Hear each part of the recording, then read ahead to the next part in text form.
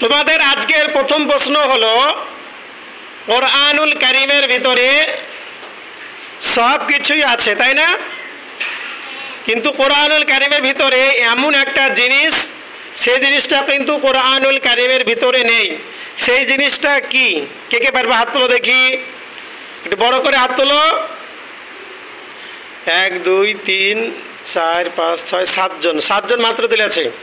তো ঠিক আছে, আমি দুজনকে ডাকবো। এই লাইন থেকে তুমি একজন আসো, তুমি, হ্যাঁ, আর এই লাইন থেকে সুরমিলা আসো।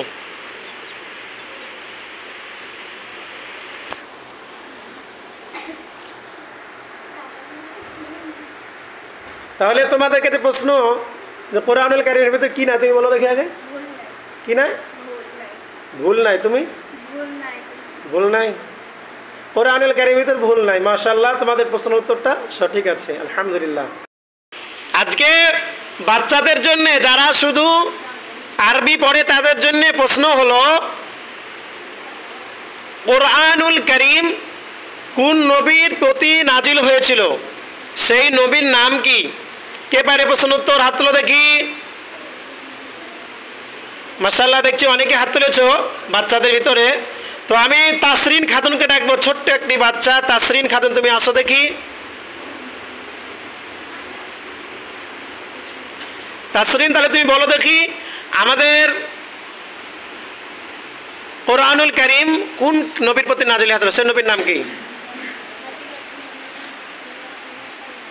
মাশাআল্লাহ, হযরত মুহাম্মদ মুস্তাফা সাল্লাল্লাহু আলাইহি ওয়াসাল্লাম। বলো কোন মাসে?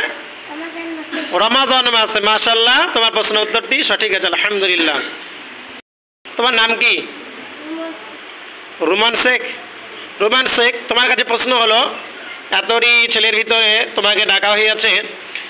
প্রশ্নটা হলো, কোরআনুল কারীম কোন মাসে নাজিল হয়েছে? সেই মাসের নাম কি? আলো খাতুন, তোমার কাছে প্রশ্ন হলো, সর্বপ্রথম কোরআনুল কারীম কোথায় নাজিল হয়েছিল? সেই জায়গার নাম কি? হীরা গুহায়। মাশাআল্লাহ, তোমার প্রশ্নের উত্তরটাও সঠিক আছে।